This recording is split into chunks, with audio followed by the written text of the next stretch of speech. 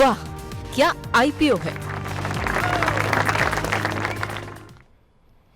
तो प्रतीक जी और तमाम वो दर्शक जो कि जानना चाह रहे थे कि आखिर में जियो फाइनेंशियल में हो क्या रहा है, उसके लिए हमारे साथ हमारे सहयोगी शौर्य हर रोज़ की तरह जुड़ चुके हैं और साथ ही साथ अरुण जी उसका विश्लेषण करने के लिए हमारे साथ मौजूद है। शौर्य, पहले तो ये बताइए कि आखिर में ये सुस्त इतनी लिस्टिंग क्यों देखने को मिली, क्या कुछ आंकड़े कह रहे हैं, नंबर्स क्या कुछ कह रहे हैं और क्या रुझान है अभी? जी देखिए, अगर बात करें तो जियो फाइनेंशियल सर्विसेज जो रिलायंस इंडस्ट्रीज लिमिटेड है उससे स्पिन ऑफ करी गई है, एक अलग स्पिन ऑफ करके कंपनी बनाई गई है, जिसको जो पहले इसकी एक्सचेंज पे जब डिराइव्ड प्राइस था वो निकल के आया था 261.85, जब उसकी पहले प्री ट्रेडिंग सेशन हुआ था, और उसके बाद एनएसई पर आज 262 रुपीज़ पर खुला, लेकिन उसको थोड़ा टाइम बाद उस पर लोअर सर्किट लग गया 5% का, बल्कि दोनों जो एक्सचेंजेस है एनएसई और बीएसई दोनों पर ही 5% का लोअर सर्किट लगा है, और इसकी मार्केट कैप करीब 1.68 लाख करोड़ माने जा रही है, और ये एकदम ही देश की 33वीं सबसे बड़ी कंपनी बन चुकी है। लेकिन इसमें अगर बात करें तो कई ये माना जा रहा है एक्सपर्ट द्वारा कि कुछ लोगों ने जो लिस्टिंग के लिए खरीदा शेयर, उन्होंने प्रॉफिट बुकिंग करने के चक्कर में इसे बेच दिया है। कई एक्सपर्ट्स का मानना है कि अगर आपको कंपनी फंडामेंटल अच्छी लग रही है तो लंबे नजरिए के हिसाब से ले तो आपको फायदा होता हुआ नजर आ सकते हो, कि रिलायंस को हमेशा ऐसी कंपनी बताया जाता है जो एक जहां जाती है वहां डिसरप्ट कर देती है और फिर धीरे धीरे मार्केट शेयर गेन करने की कोशिश करती है। वही जियो का फोकस इसमें भी है, क्योंकि वो हर सेक्टर में घुसने की कोशिश कर रहा है, consumer loans, merchant, MSME loan, payment solution, और इसका कॉम्पिटिशन देखिए तो पेटीएम, बजाज फाइनेंस के साथ रहेगा। साथ ही साथ ये एसेट मैनेजमेंट में भी घुस रही है, जिसमें उसने ब्लैक रॉक के साथ 50-50 की जॉइंट वेंचर शुरू किया है। सर, आपसे जानना चाहेंगे सर, क्या वजह आप मान रहे हैं, क्योंकि आज जो है सोशल मीडिया पे और कई जगहों पर कुछ एक्सपर्ट को भी मैं सुन रहा था, तो उनका कहना ये था कि बाकी जो भी हो, लेकिन इतने बड़े मार्केट कैप के साथ ये भले ही रिलायंस ग्रुप की कंपनी है, लेकिन जम नहीं रही है बात, थोड़ा महंगी वैल्यूएशन लग रही है। आप इस बात से कितने सहमत हैं? दूसरा ये कि आज हमने देखा कि अनयूजुअल मूव देखने को मिला जब इसकी लिस्टिंग हुई, एनएससी और बीएससी में प्राइस डिफरेंसेस काफ़ी ज़्यादा थे, हालांकि 1-2 मिनट के अंदर वो हमने देखा कि चीज़ें बराबर होती हुई दिखाई दी, और अभी तो खैर दोनों में ही लोअर सर्किट लग चुका है। क्या वैल्यूएशन को लेकर कोई कंसर्न आपको दिखाई दे रहा है सर? अभी क्या कुछ रणनीति अपनानी चाहिए जियो फाइनेंशियल में, क्योंकि बहुत लोग खरीदना चाह रहे हैं, जिन लोगों ने ऊपर ले लिया है, आज लिया है सुबह, अब उनको लग रहा है कि तो हम तो सोच रहे थे रिलायंस की कंपनी है, बहुत तेज़ी के साथ शेयर ऊपर जाएगा, वो गया नहीं। आपकी राय? देखिए विपुल जी, काफी चीजें हैं जो आज इफेक्ट कर रही है। एक तो डेफिनेटली प्रॉफिट बुकिंग जरूर देखने को मिलती है, जब भी कोई नई लिस्टिंग होती है तो डेफिनेटली थोड़ी बहुत प्रॉफिट बुकिंग देखने को मिलती है, तो इन्वेस्टर्स की तरफ से भी एक प्रॉफिट बुकिंग देखने को मिली है। सेकंड, एक ओवरहैंग बना है कि जो बड़े इंस्टीट्यूशंस हैं जो इनको स्टॉक को होल्ड करते हैं, क्या वहां से स्टॉक में डंपिंग होती है, क्या वहां से सेलिंग होती है। इसी वजह से भी थोड़ा रुझान या थोड़ा नर्वसनेस मार्केट में नजर आ रहा है कि हो सकता है बड़े इंस्टीट्यूशंस की तरफ से लिस्टिंग के बाद सेलिंग देखने को मिले, चूंकि वैल्यूएशन थोड़े ऊपर की तरफ नजर आ रहे हैं, तो इसी वजह से लोअर सर्किट आपको नजर आ रहा है। सेकंड, ये स्टॉक T2T सेगमेंट में है, ट्रेड टू ट्रेड सेगमेंट में हो सकता है 8 से 10 दिन, जो बताया जा रहा है कि 8 से 10 दिन ये T2T सेगमेंट में भी रह सकता है, तो वो भी एक बड़ा रीजन है कि आपको थोड़ा बहुत नर्वसनेस स्टॉक में नजर आ रही है। पर ओवरऑल वैल्यूएशंस का डेफिनेटली कंसर्न है, पर चूंकि एक बड़ा पार्ट है और 26 तारीख के आसपास एजीएम भी होनी है और बड़े अनाउंसमेंट भी हो सकता है आपको जियो प्लेटफॉर्म्स या जियो फाइनेंशियल्स में होते हुए नजर आए, तो ये part and parcel of the market है। लोअर सर्किट्स आपको हो सकता है आने वाले 1 से 2 दिन भी देखने को मिले, पर वहां से डेफिनेटली बाइंग रीअज्यूम हो सकती है, तो वैल्यूएशंस का थोड़ा इफेक्ट जरूर है।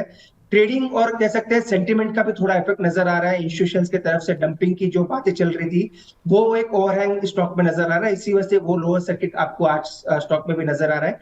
हो सकता है 1 से 2 दिन थोड़ी नर्वसनेस स्टॉक में नजर आए, पर धीरे धीरे स्टॉक स्टेबिलिटी की तरफ बढ़ेगा, क्योंकि एफटीएससी के बाहर होने की जो न्यूज चल रही थी वो अभी नेगेट हो चुकी है, तो वहां से कोई बड़ा नेगेटिव सेंटीमेंट नहीं बना है, और हो सकता है 1 से 2 दिन के बाद स्टॉक स्टेबल होता हुआ नजर आए, और नॉर्मल जब ट्रेडिंग शुरू होगी तो वहां से हो सकता है बाइंग भी आपको स्टॉक में नजर आ सकती है। तो 220 230 तक मुझे लग रहा है, अगर नीचे आता है तो वहां से स्टेबिलिटी आपको जरूर नजर आ सकती है।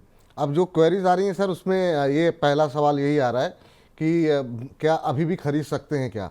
तो पहला सवाल तो यही होगा कि लोअर सर्किट लगा हुआ है, अभी खरीदना चाहिए कि नहीं खरीदना चाहिए, क्या और नीचे आने का इंतज़ार करना चाहिए, या फिर मान लीजिए जिन्होंने बाज़ार के खुलने के बाद, लिस्टिंग के बाद तुरंत ले लिया, तो क्या अगर उनका अगर नज़रिया 5-6 महीने का है तो क्या उन्हें बने रहना चाहिए, या एक बार के लिए लॉस बुक करना चाहिए जब भी सर्किट खुलता हुआ दिखाई दे? अभी नए लोगों के लिए क्या रणनीति होनी चाहिए? देखिए विपुल जी, मैंने कहा 220 के आसपास आता है तो अच्छे वहां से हो सकता है स्टॉक में मोमेंटम नीचे में वापस बनता हुआ नजर आए। 200 के आसपास ही लिस्टिंग की सभी बातें कर रहे थे, 200, 220, 260 का इनका इसका पेयर वैल्यू जब स्पेशल विंडो के तरफ से आया था 260 के आसपास आया था, तो हो सकता है 220 तक नीचे में स्टॉक आता हुआ नजर आए, वो एक अच्छे एंट्री लेवल हो सकते हैं।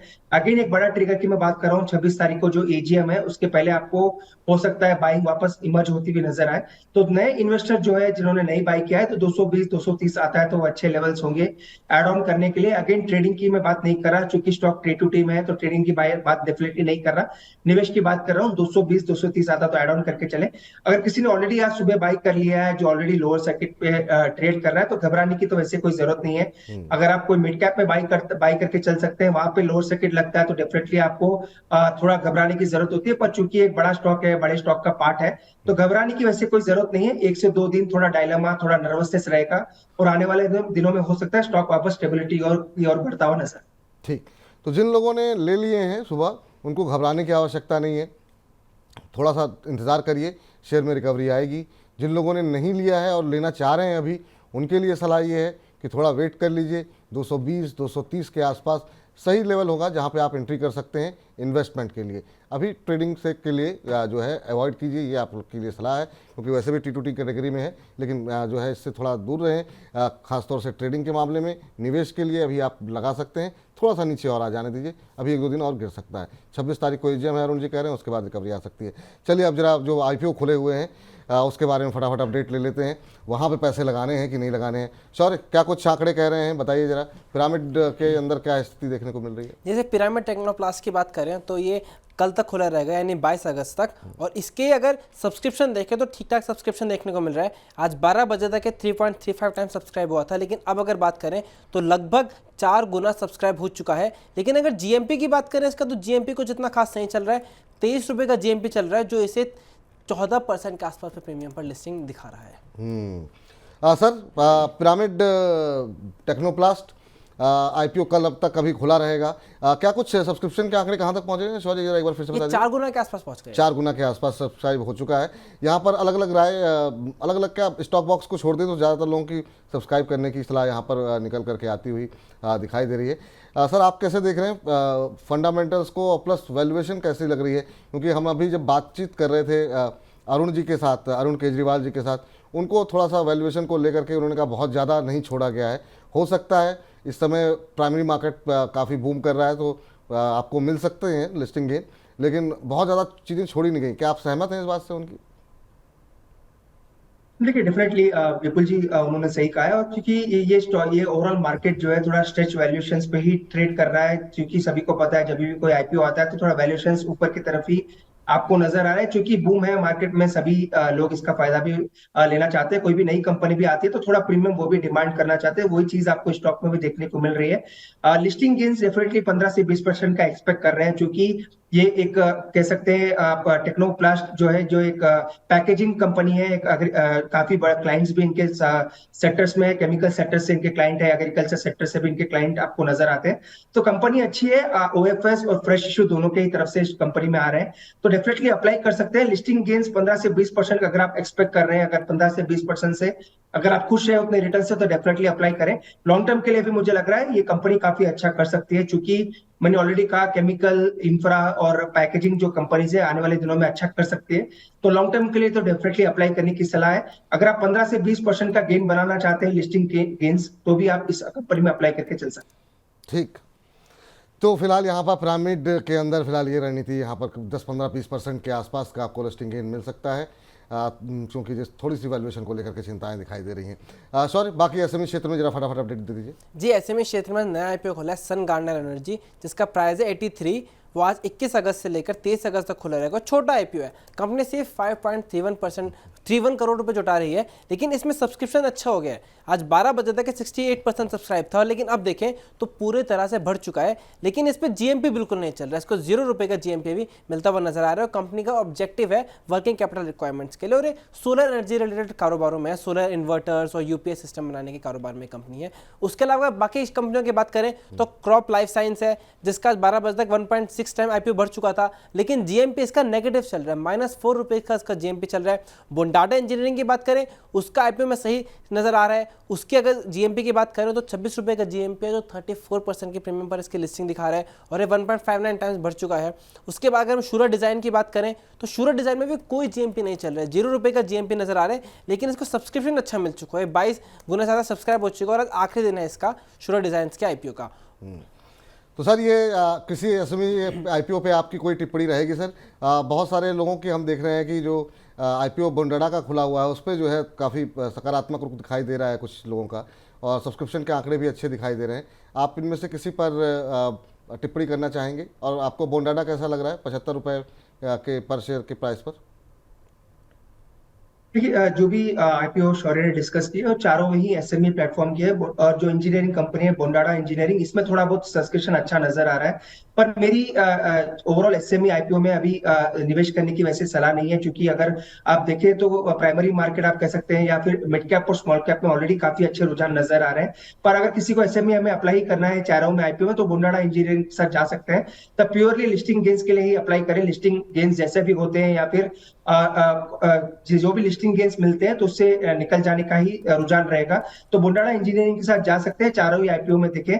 लिस्टिंग गेन्स जो भी हो, लिस्टिंग गेन्स डे के दिन ही निकल जाए, कोई बड़ा निवेश की सलाह चारों ही आईपीओ में नहीं है।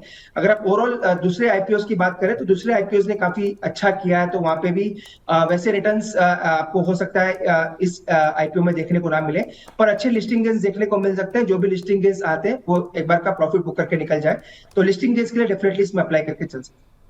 जी चलिए, तो सॉरी, बहुत बहुत शुक्रिया, बहुत बहुत धन्यवाद आपका आज की सब आईपीओ अपडेट में शामिल होने के लिए, बताने के लिए कि आखिर में जियो फाइनेंशियल में लोअर सर्किट क्यों लगा और अभी पैसे लगाने चाहिए कि नहीं लगाने चाहिए।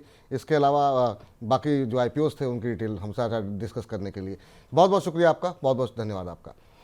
चलिए, इस बीच लेकिन अब फिलहाल हमारी इस खास पेशकश वाह के आईपीओ में फिलहाल इतना ही। वाह क्या आईपीओ है।